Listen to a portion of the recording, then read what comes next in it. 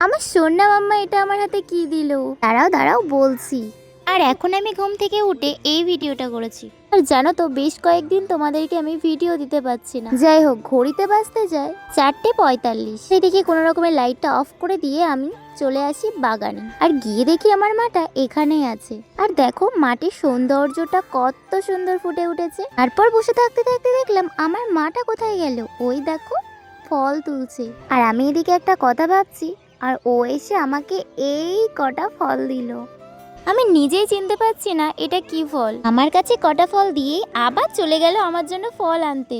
জানো তো এই মুহূর্তগুলো একটা মায়ের কাছে একদম অন্যরকম। আচ্ছা, তোমাদের কি মনে পড়ে এই ফলটা কি? যাই হোক, এই ফলটার আমিও নাম জানি না। এই ফলটা নিয়ে তোমরা ছোটবেলায় কে কে খেলেছো অবশ্যই জানি। আর এদিকে আমার সোনা মাম্মাকে বলছিলাম তুমি এগুলো ফেলে দাও মা।